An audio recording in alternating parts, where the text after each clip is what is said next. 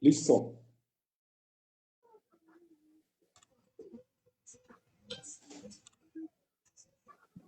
Buenas noches. Les damos la bienvenida desde su programa de radio Solución Legal y Contable a sus Problemas, que se transmite desde radio y televisión Justitae. Les damos la bienvenida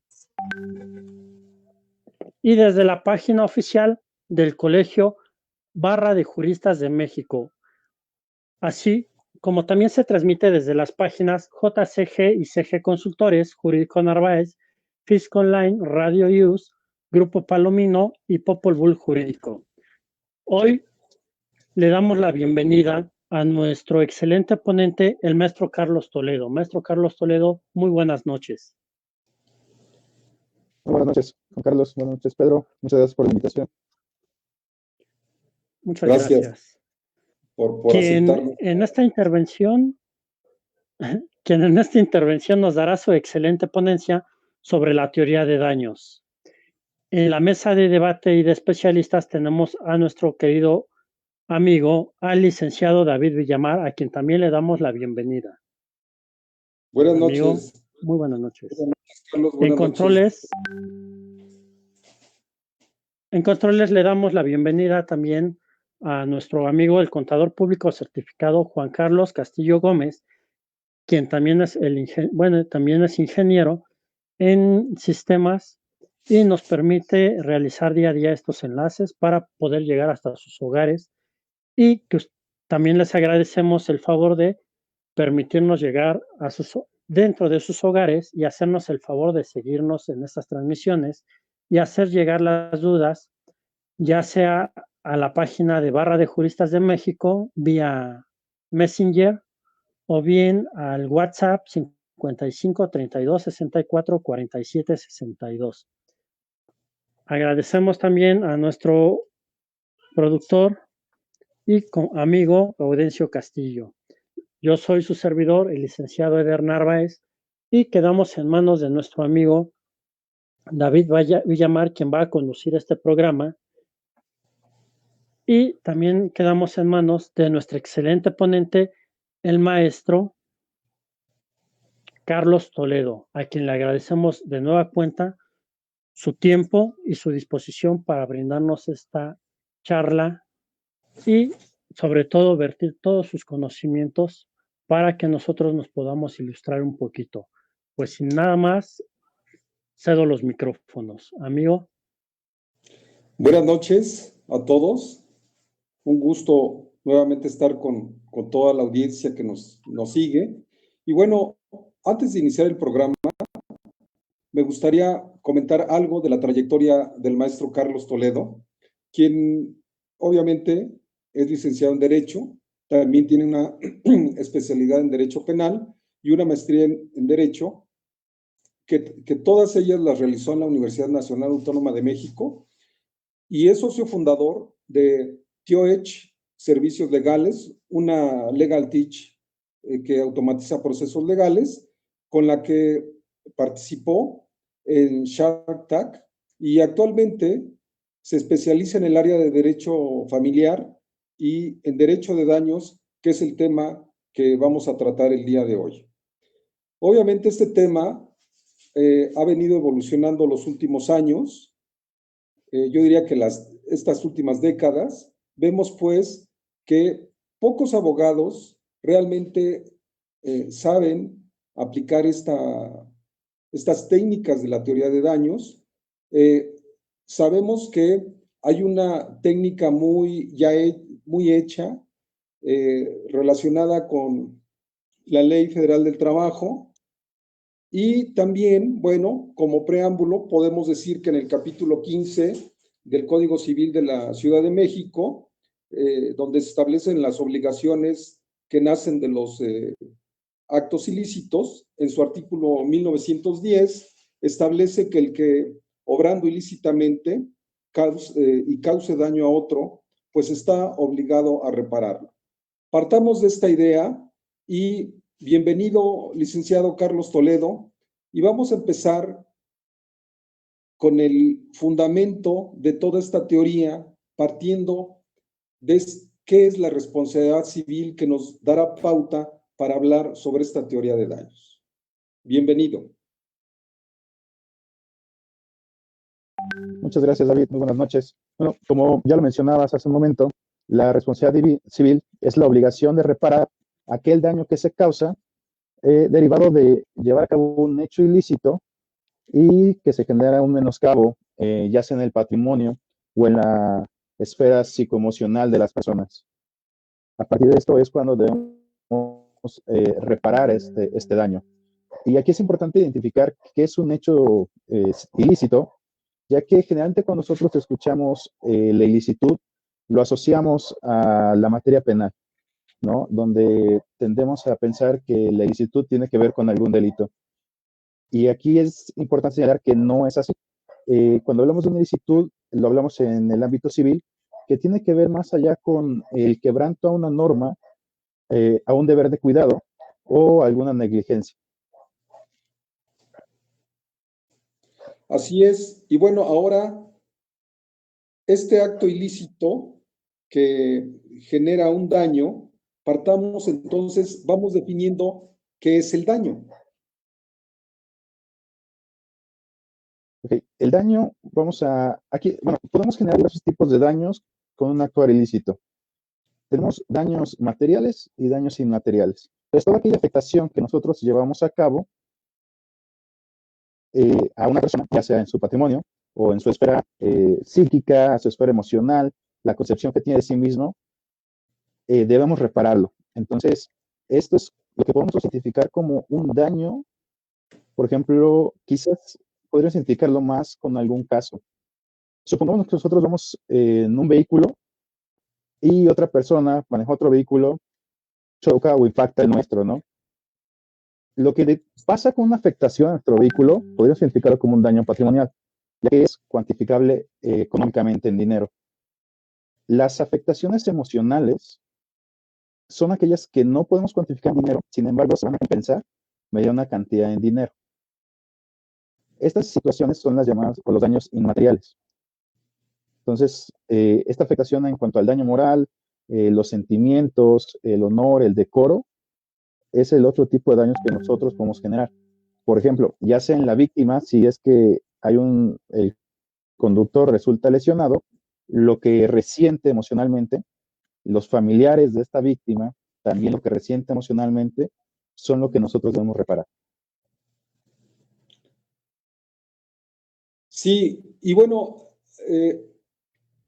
el amparo 30 establece un buen ejemplo, ¿no? Que además es pionero en esta materia.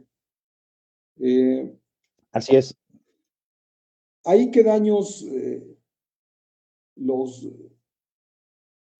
afectados demandaron en este caso? Ok, mira. De algunos que te acuerdes, licenciado. Sí, mencionabas que el derecho de daños ha ido evolucionando en el último tiempo. En México, lo que podemos mencionar más o menos el nuevo derecho de daños lo encontramos a partir del 2009. Este amparo que mencionas que se resuelve bueno, que es del 2013, a principios del 2014, es un caso muy interesante. Si me permites, quisiera plantear un poco el preámbulo de lo que es el amparo 30. Sí, claro. Versa sobre una situación donde un grupo de jóvenes, 4 jóvenes, viajan a un hotel. Es un complejo turístico bastante grande. Y dentro de las actividades que tiene este hotel es un lago artificial donde se puede practicar una actividad como el kayak. Esta pareja firma una responsiva exonerando de responsabilidad aparentemente al hotel. Hay un reglamento y donde ellos se hacen supuestamente responsables de los daños que ellos pudieran sufrir al estar realizando esta actividad. Derivado de esta actividad, cae al lago. Primero cae uno de los sujetos, eran 2 parejas. Uno de los varones cae al lago artificial y no puede salir. Su amigo inmediatamente piensa que está ahogando, se lanza al lago para tratar de rescatarlo y también no puede salir, empieza a perder movilidad. Cuando una de las mujeres toca el agua, se da cuenta que está electrificada. Entonces tienen que salir del agua para pedir ayuda y socorro. Aquí lo que también hay que apreciar es que los salvavidas no tenían un protocolo de actuación de cómo poder rescatar a estas personas. tardaron más o menos entre 25 o 30 minutos en poder apagar la corriente eléctrica. Y el personal médico era como a 20 o 30 minutos de distancia por lo grande del complejo. Entonces tardaba mucho en poder recibir una atención médica. Quienes brindan la atención médica en primer momento son los mismos huéspedes. Entonces logran extraer a estas personas del agua electrificado y una de ellas ya había fallecido. Sin embargo, el personal médico del hotel no les comunica esto a las personas, a los familiares. Ellos suben a la ambulancia, están deambulando por diversos hoteles, por diversos hospitales, tratando de recibir atención médica con la falsa esperanza de que esta persona seguía con vida. Evidentemente, cuando tiene el diagnóstico, esta persona falleció, pues empieza la batalla legal contra este complejo turístico. ¿Y qué es lo que demanda la familia? En primer lugar, el daño moral, ¿no? Aquí es un daño importante por todas las emociones que van sufriendo la familia. También demandan el daño patrimonial en el sentido de todo lo que había gastado esta familia, los padres, porque aquí los que demandan son los padres, que son los que están resintiendo la afectación de haber perdido a su familiar. Demandan todo lo que habían gastado en la educación de esta persona y demandan el lucro cesante, aquellos ingresos que pudo haber percibido esta persona si es que hubiera comenzado a elaborar. Y algo muy importante, que es lo que marca o lo que tiene mayor relevancia esta sentencia, es que es la primera sentencia donde se condena a los punitivos y se introduce esta figura a nuestro sistema legal.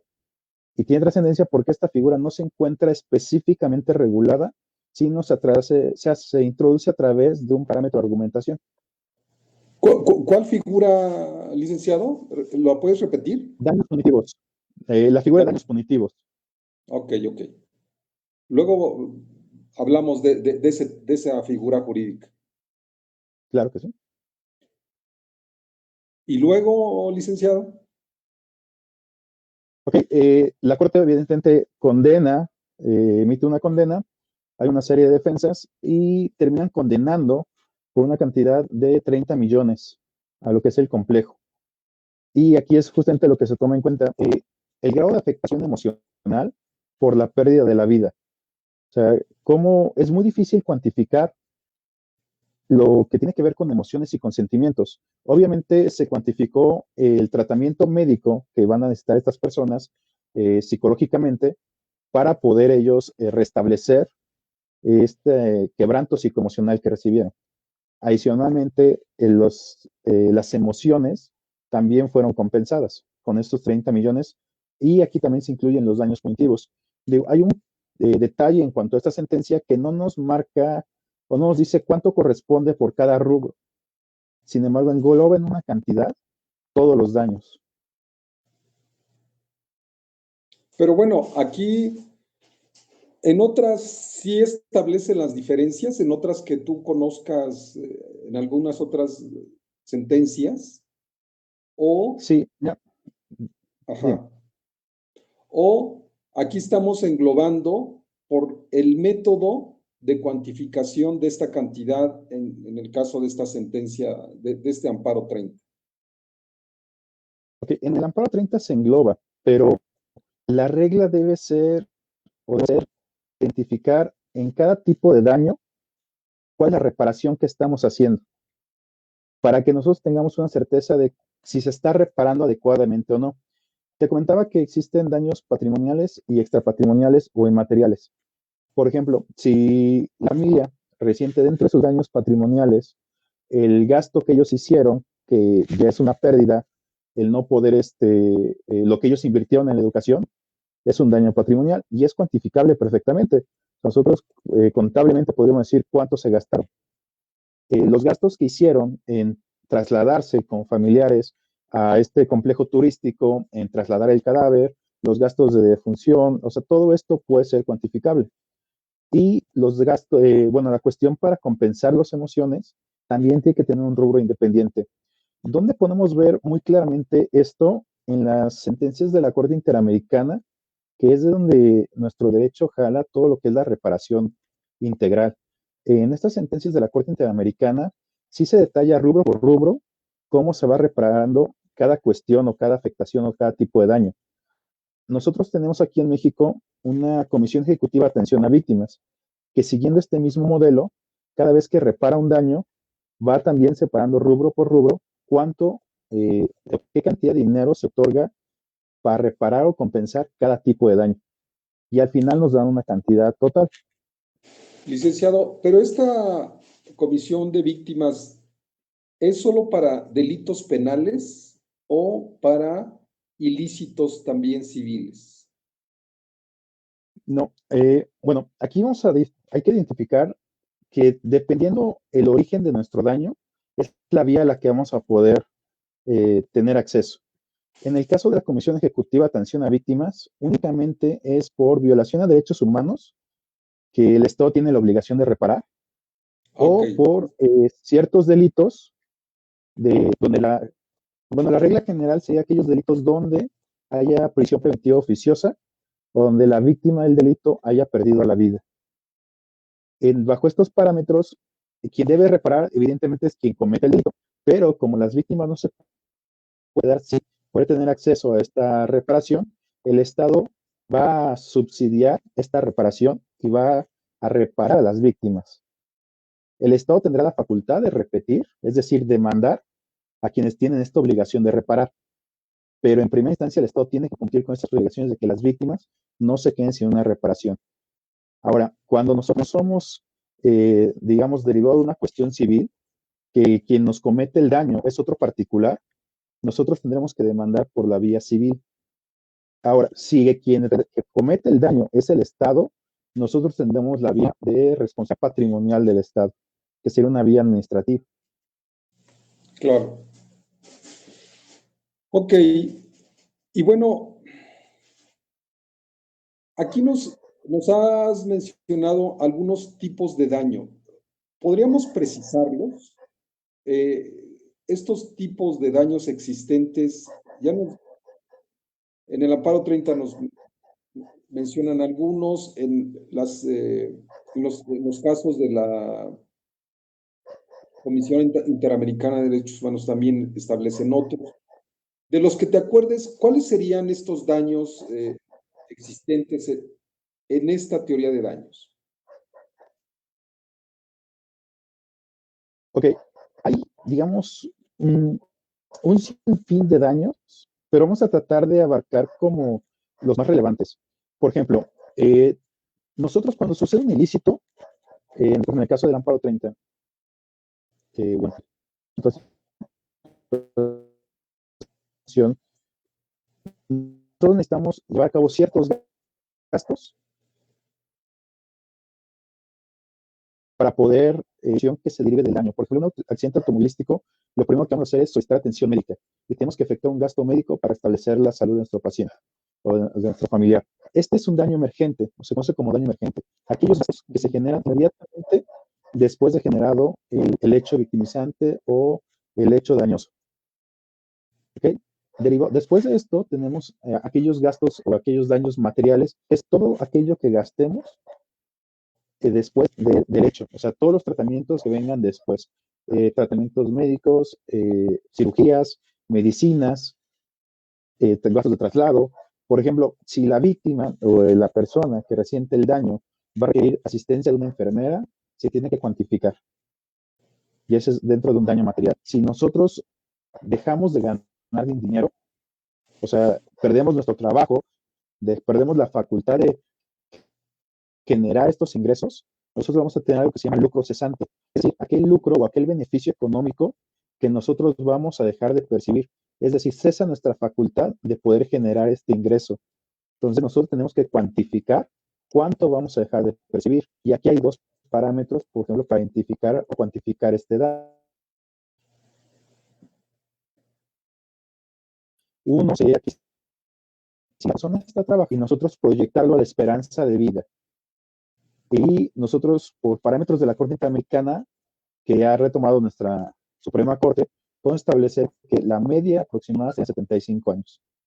Cuando no se encuentra laborando, nosotros tendríamos que ir, digamos que sea menor de edad, tendríamos que ir al salario mínimo y proyectarlo a la esperanza de vida. Otro tipo de daños que ya hablaríamos de daños inmateriales, tendríamos el daño moral, que es generalmente el más conocido, que tiene que ver cómo nosotros reparamos todas las emociones o afecciones que teníamos hacia esa persona. Y como no es cuantificable, se hace una estimación de cómo podríamos nosotros hacer.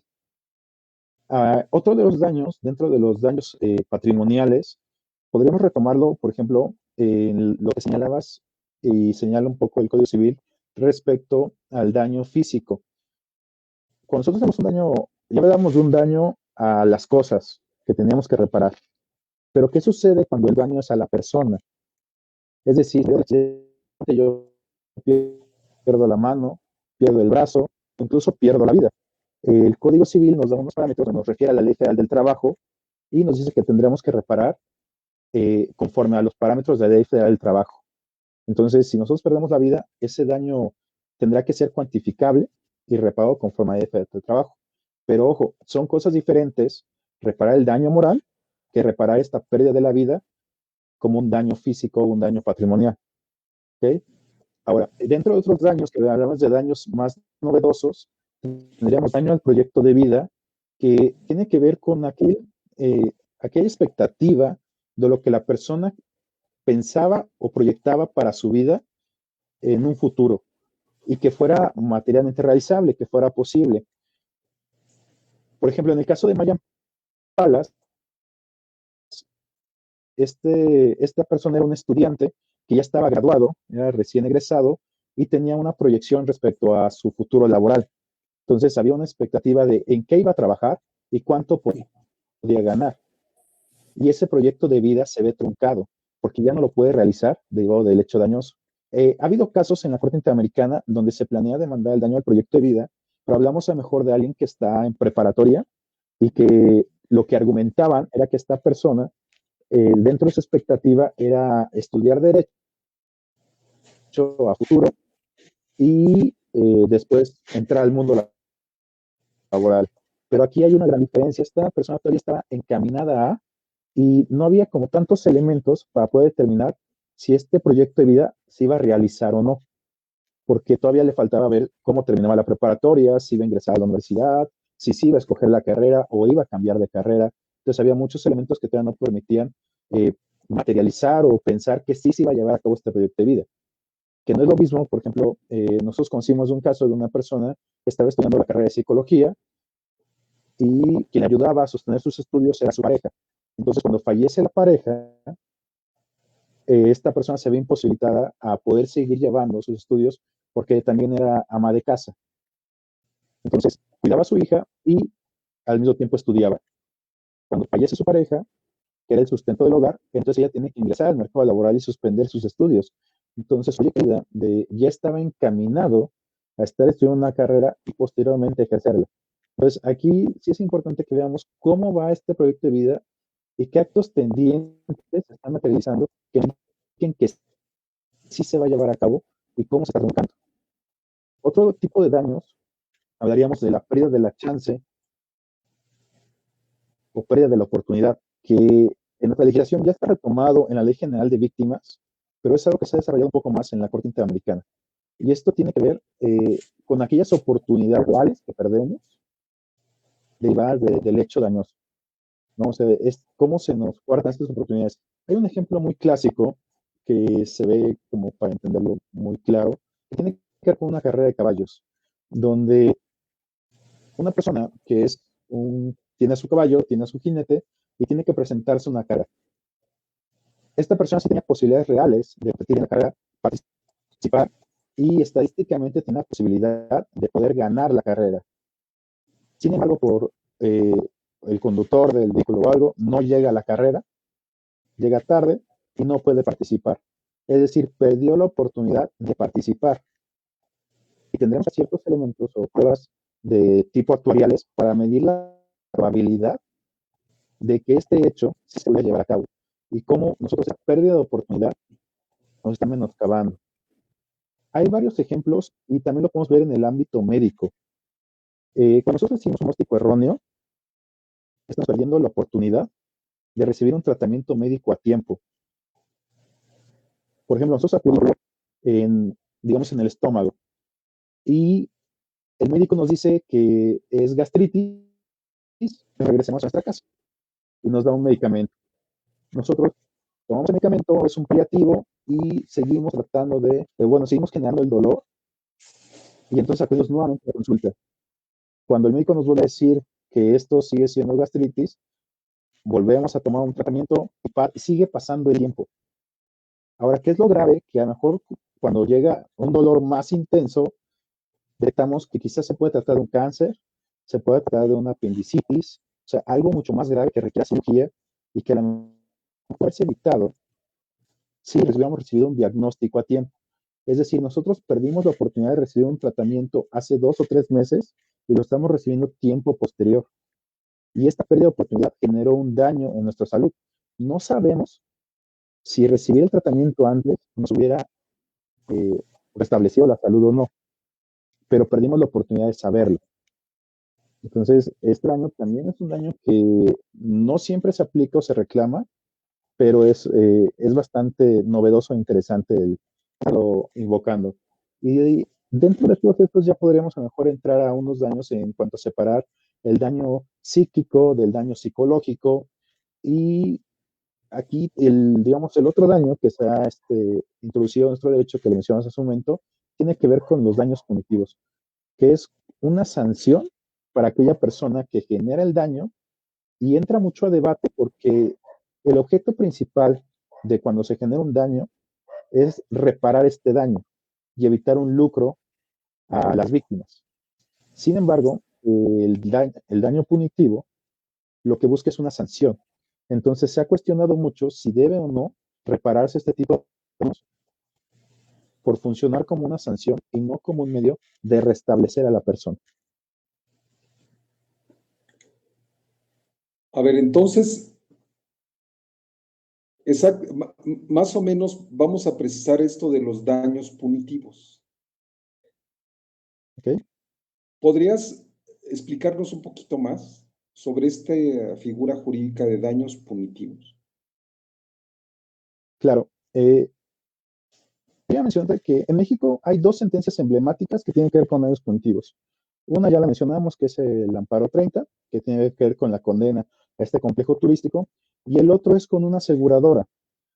Aquí el tema está que la aseguradora sabía que tenía que reparar o que esta persona que sufre un accidente era su asegurado y niega conocer la relación de haber contratado el seguro con ellos. ¿Por qué? Porque esta persona que era el asegurado durante un tiempo era de la capacidad de habla y no tenía los documentos para demostrar que habían contratado el seguro. La aseguradora mucho tiempo hace lo posible por no pagar, señalando que esta persona no había contratado, no tenía en sus registros que fuera su asegurado, y al final se termina demostrando que sí tenía la obligación de pagar. Lo estoy sintetizando muchísimo para poder entrar directo a la figura, y justamente lo que se planta aquí es que los contratos de seguro parten del principio de buena fe. Entonces, este quebranto al principio de buena fe expone a todos aquellos que contratan un seguro a que digamos, a que un asegurado pudiera negarse a pagar este tipo de seguros. En el Amparo 30, lo que generó el daño fue que el agua estaba electrificada debido de que una bomba tenía un cable que estaba expuesto, no sé si estaba pelado, y estaba electrificando el agua. Y esto se dio debido a la falta de mantenimiento. ¿Qué encontramos en estos dos casos similares? Una negligencia por parte de quien tenía obligación de reparar este daño, quien tenía ese deber de cuidado. Creo que termina la corte que el daño punitivo originalmente no está contemplado en esta legislación. Por eso se vuelve novedoso cuando se introduce la figura.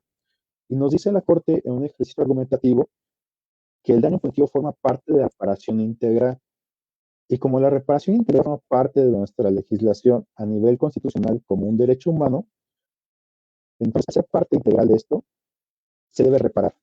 Lo curioso aquí es que no se había demandado eh, tácitamente o expresamente este tipo de daño punitivo.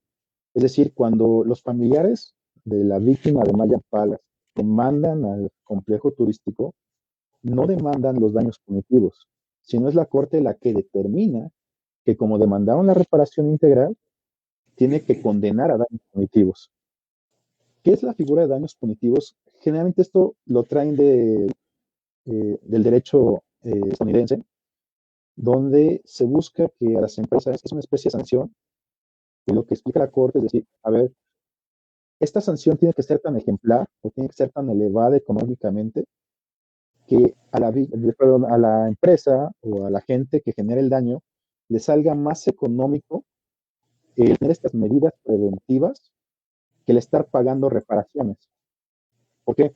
Si a lo mejor a mí, por ejemplo, en el caso del seguro, el seguro es por 2 millones, y me condenas por daños punitivos a 500,000 pesos, pues me sale más barato exponerme a pagar esos daños punitivos que a cumplir con mis obligaciones, es decir, a cumplir con el seguro. O en el caso de Mayan Palas, si me condenas por daños punitivos a 200,000 pesos, me sale más barato a lo mejor pagar los daños punitivos que el estar dando mantenimiento adecuado a todas mis instalaciones. Entonces, ¿qué es lo que buscan? Que sean sanciones ejemplares para que no se preste a un ejercicio económico o patrimonial donde las empresas puedan decir, me sale más barato esto, sino al revés. Me sale más barato dar mantenimiento o me sale más barato cumplir con mis obligaciones que exponerme a ser condenado por daños punitivos. ¿Por qué? En el caso de la aseguradora, la condena fue por 40 millones de pesos. Entonces, son condenas bastante elevadas y parte mucho de esta figura de daños punitivos, no solamente de los daños causados, sino como se busca una especie de sanción que obviamente sanciona o implica un castigo a esta empresa o a esta gente privada, pero también disuade que se generen nuevamente estas conductas y no solamente esta empresa, sino todas las demás.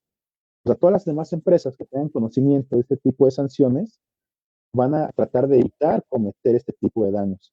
Entonces también es una forma de protección social. Ah, mira qué interesante. Y a ver, sanciones ejemplares también implican los daños extracontractuales y el daño moral como tal. Porque también hay cantidades elevadas en sentencias que tienen que ver con el daño moral y estos daños extracontractuales que nos has platicado. Estos daños punitivos podríamos decir que solamente se aplican a empresas, a corporaciones, a negocios. Actualmente sí. Digamos, la reparación del daño moral no tiene como fin el ser una sanción, tiene como fin el reparar a la víctima.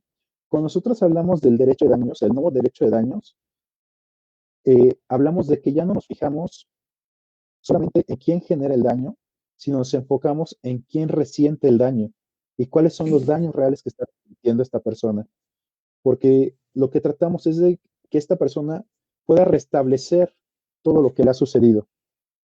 Tenemos sanciones muy elevadas, pero tienen que ver justamente con los daños que se generaron. Y si quieres podemos tocar algunos ejemplos. Pero en el caso del daño punitivo, actualmente solamente se puede condenar a empresas particulares. Se ha intentado que se condene por daños punitivos al Estado, específicamente al Estado mexicano. Pero tanto en Estados Unidos como aquí no se ha permitido el que se condene al Estado. Se ha tratado de mandar por vía de reparación, responsabilidad civil, y la Corte argumentó que no era posible. Se trató por responsabilidad patrimonial del Estado y tampoco se señaló que tampoco era posible. Y recientemente también se intentó por de violación de derechos humanos y también se señaló que no es posible. ¿Cuáles son los argumentos por los cuales no se ha permitido hasta la fecha el poder condenar al Estado a daños punitivos?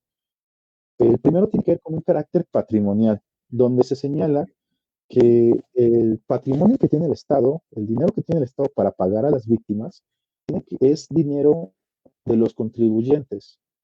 Entonces, si nosotros sancionamos al Estado a que pague daños punitivos, en realidad quien estaríamos sancionando es a todos aquellos que aportan o a todos los ciudadanos o los contribuyentes, porque son quienes terminarían pagando al final todo este tipo de sanciones. Entonces, y bueno, evidentemente se dañaría a las arcas públicas, al erario público, porque dejaríamos de tener tanto dinero para llevar a cabo este tipo de acciones que tiene el Estado que llevar a cabo. Otros No, argumentos, ajá. dime. No, y además, en su momento dado, podrían ser víctimas ellos mismos como Poder Judicial de estas sanciones. Y Así es. no conviene. Hay falta de cuidado, omisiones. O sea, una mala sentencia te podría llevar a demandar todos estos daños que nos acabas de describir. No, y se puede. Existe actualmente la posibilidad de demandar por el error judicial. O sea, sí estamos dentro de la posibilidad.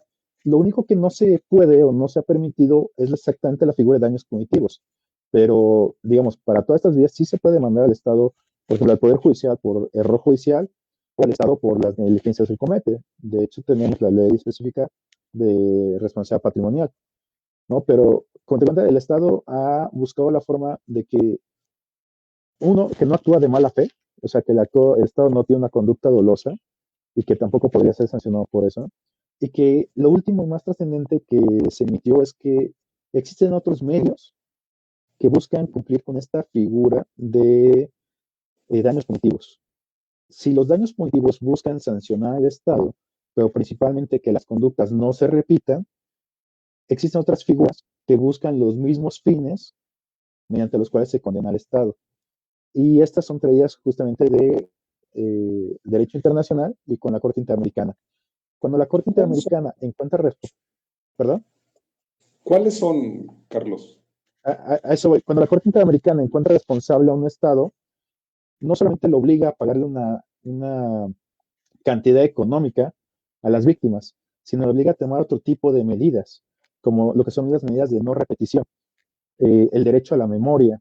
En casos específicos tenemos o la disculpa pública, ¿no? Donde el Estado tiene que ofrecerle una disculpa pública a esta persona por el daño que le cometió, tiene que además hacer un memorial donde diga, donde se le recuerde constantemente al Estado el hecho que cometió y para que los demás funcionarios lo vean y no lo lleven a cabo. O sea, este tipo de medidas son las que se le sanciona al Estado, pero generalmente no se reclaman, ¿no? O sea, sí las vemos en derecho internacional, en cuanto a cuando sanciona la Corte Interamericana, pero no las vemos o no se piden mucho en lo que es el derecho nacional, ¿no? Porque generalmente lo que se busca es una reparación económica, pero existe la posibilidad de solicitar este tipo de medidas, porque si la Corte ya nos dijo que no podemos demandar daños punitivos, pero sí hay otros medios que buscan lo mismo, evidentemente entonces tenemos la posibilidad de allegarnos de estos otros medios para poder buscar esa misma figura, que el Estado no repita este tipo de violaciones a derechos humanos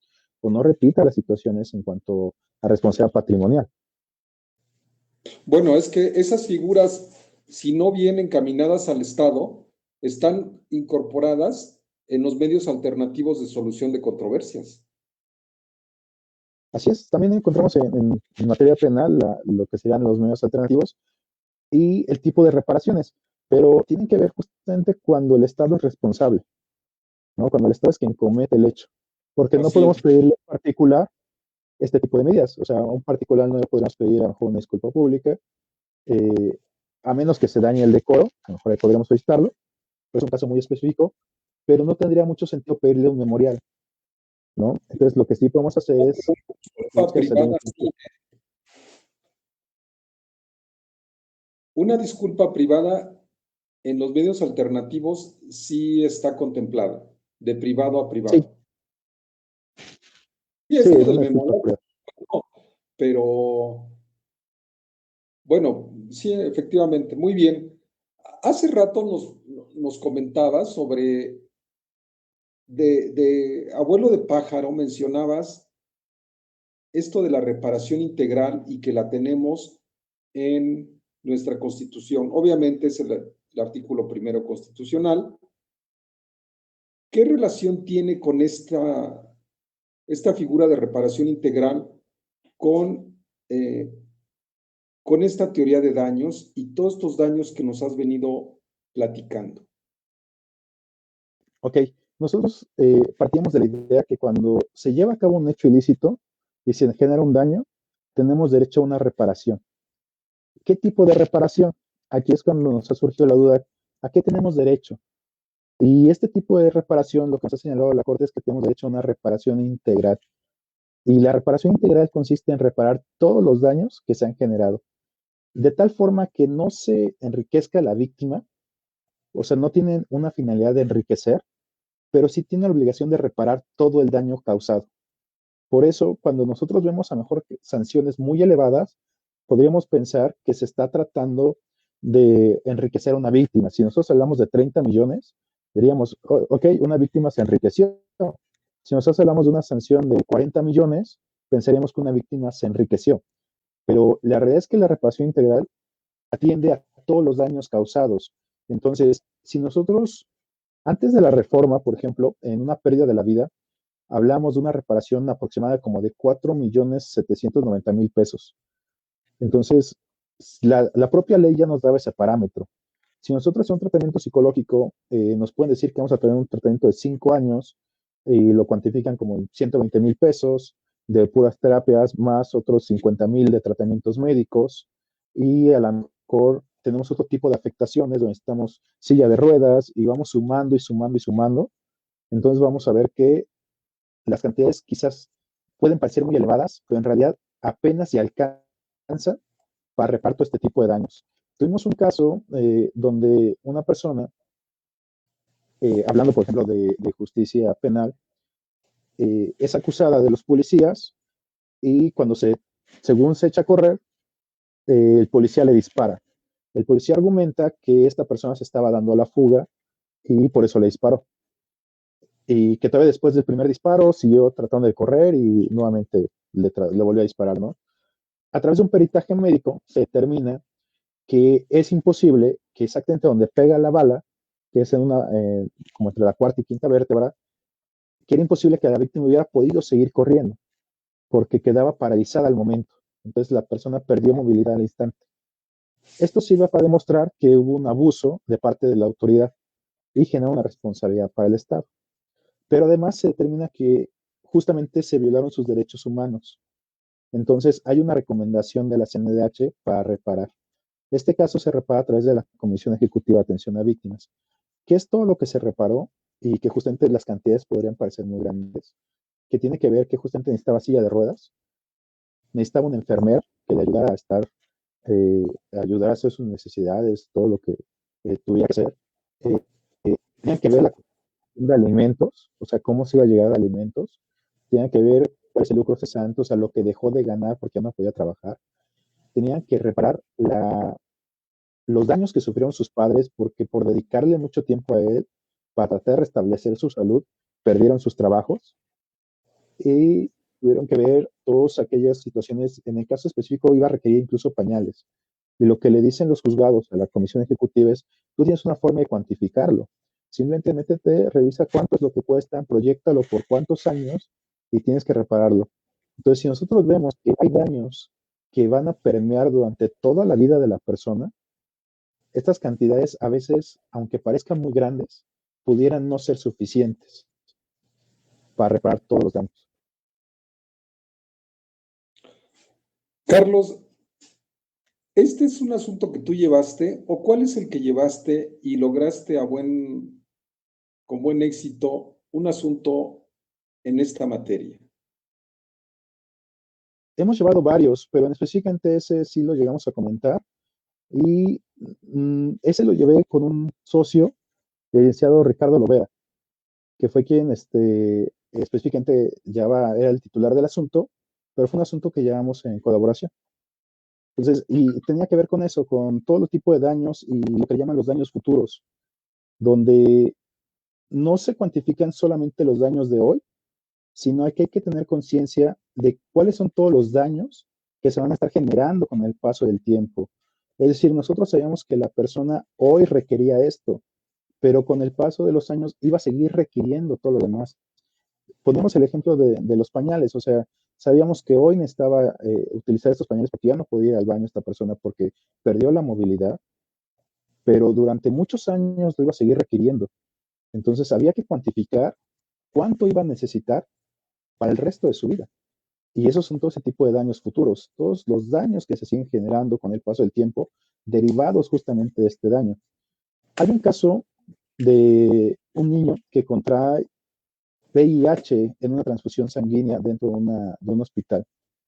Esta persona evidentemente resiente cierto tipo de daños en el momento en que se genera, pero va a seguir requiriendo atenciones de por vida. Y es parte de lo que se le condenó en ese momento al Estado, donde no solamente él, sino toda su familia siguiera recibiendo atención médica de por vida, siempre y cuando estuviera vinculada a este hecho. Es decir, toda la atención psicológica que pudieran requerir durante todo el tiempo de vida, iban a poderla seguir requiriendo ahí. En el caso específico de este menor de edad, se le dio la posibilidad de que él eligiera en qué hospital iba a poder recibir este tipo de atención médica. ¿Por qué? Porque muchas veces el hecho de, si él había sido víctima de este hospital, el tener que acudir nuevamente a este, porque era el que le correspondía por su domicilio, iba a significar mejor una revictimización y tener que estar recordando, renombrando que justamente en ese hospital es donde le causaban el daño. Entonces, hasta en estos tipos de aspectos tenemos que ser sensibles al momento de tratar de reparar o lograr una reparación integral.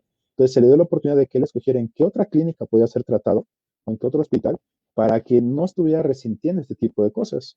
De esta manera, él iba a recibir atención médica derivada del padecimiento de VIH durante el resto de su vida, porque hay un daño que va a seguir permeando en el tiempo, lo que nosotros le llamamos los daños futuros. Carlos, estamos a punto de que se nos acabe el tiempo y la verdad es que pues este tema da para mucho. Nos falta hablar de la parte procesal, los tiempos de reclamación, unos ejemplos más, en fin. A mí me gustaría mucho que si pudiéramos hacer otro segundo programa para concluir esto, porque además de interesante, me parece muy novedoso, muy ilustrativo todo lo que nos has estado platicando. Y si bien es cierto, hemos sido compañeros en algunos cursos sobre la materia, bueno, me doy cuenta que pues tienes bastante conocimiento al respecto. Y bueno, ¿qué te parece? Salvo, a mí me gustaría mucho que nos pudieras acompañar dentro de 8 días para darle término y continuidad a este tema. ¿Qué te parece? Claro que sí, digo, yo con todo gusto, encantado de regresar nuevamente con ustedes y seguir platicando este tipo de temas, que me parece fundamental que se conozcan, no solamente para aquellas personas que resienten el daño y que sepan todo lo que pueden reclamar, porque muchas veces no lo saben. En cuestión médica, a veces nos vamos a la sencilla que es ir a la CONAMED y buscamos una reparación. Pero esas reparaciones generalmente son muy bajas. Y en el caso de los particulares, que sepan todo el tipo de obligaciones a las que pueden enfrentarse derivado de a lo mejor no tener esa previsión respecto al actuar que tienen, ¿no? Tener un actuar negligente, saber que a lo mejor puedes ser responsable por lo que hagan tus empleados, todo ese tipo de cosas que nos falta abordar un poco y con todo gusto regresamos y abordamos ese tipo de temas. Sí, de hecho, algún magistrado alguna vez me comentó, dice, mire, desafortunadamente las personas no conocen sus derechos, no saben qué reclamar, pero él no se refería a estos derechos que pareciera sofisticados, digamos, ¿no? Muchas veces las personas ni siquiera conocen sus derechos básicos, fundamentales. Y obviamente, pues menos estos que hemos platicado hoy, y deja de los ciudadanos que no estudiaron derecho, los mismos abogados, muchos no conocen este tema Y, y bueno, imagínate, primero hay que conocerlo y luego hay que atreverse a hacerlo. Y por lo que estoy viendo, bueno, el elemento argumentativo es fundamental para abordar este tipo de daños y que no se hace en una semana una demanda al respecto, ¿no? Así es. Generalmente este tipo de casos sí requiere un estudio muy pormenorizado y por eso es importante conocerlo a fondo. Cuando nosotros somos, digamos, la víctima, tenemos tiempo para ejercerlo. En la siguiente ocasión platicaremos de cuánto tiempo tenemos,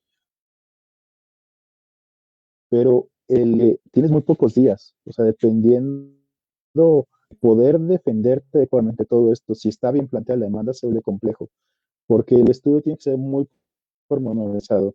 Como te comentas, nosotros tendríamos que identificar primero quién es quien comete el daño, cuál es la conducta o omisión que lleva a cabo, cuál es el daño que resiente la víctima, analizando todos los tipos de daños. Y para eso hay que conocer no solamente a la víctima, sino también a su entorno, saber a qué se dedicaba, cuáles eran sus sueños, sus expectativas, qué siente. Eh, Tenemos daños incluso hasta el cómo te percibes tú respecto a tu comunidad. Por ejemplo, si eres una maestra de escuela y tienes una afectación que te deja una cicatriz en el rostro, a lo mejor pierdas esa seguridad de pararte frente al salón de clases. Ese tipo de daños también nosotros tenemos que analizarlos para poderlos plantear. Y una vez identificados cuáles son los daños que tenemos con el tipo de la gente, la conducta, tenemos que encontrar cuál es el nexo causal entre ellos, que exactamente la conducta haya sido la que generó todos estos daños. Y después tendremos que probar cómo vamos a cuantificar todos los daños. Pues sí, es un ejercicio bastante elaborado que tenemos que llevar a cabo para que se lleven a buen término todo este tipo de demandas. Sí, por lo que estoy viendo, esta área de la responsabilidad civil, pues no es un litigio de machote o de formato. O sea, hay que meterle bastante análisis, bastante conocimiento de los conceptos para poderlos aplicar, porque de lo contrario se pierde la oportunidad, la pérdida, la chance ahí viene, en un litigio. ¿Sí? Nos Así pueden es, hasta dar y por la pérdida de la oportunidad de haber podido demandar realmente una reparación integral, ¿no? Y acá de decir algo muy importante, o sea, los abogados no estamos exentos de ser susceptibles de una demanda por responsabilidad. O sea, el desconocimiento se supone que todos nosotros somos peritos en esta área. Si nosotros señalamos que vamos a llevar a cabo ese tipo de demandas, es porque el cliente presupone que nosotros lo conocemos. Y el hecho de que nosotros no demandemos adecuadamente, le estamos privando de la posibilidad de ejercer sus derechos.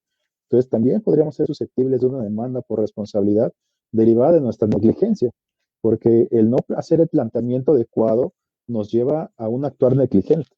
Así como un médico puede ser negligente, el abogado también puede ser negligente.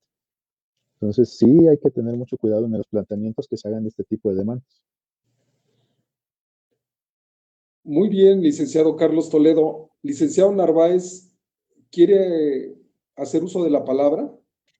No, no, bueno, ya solamente para despedirlos, ya sé, como siempre, ¿no?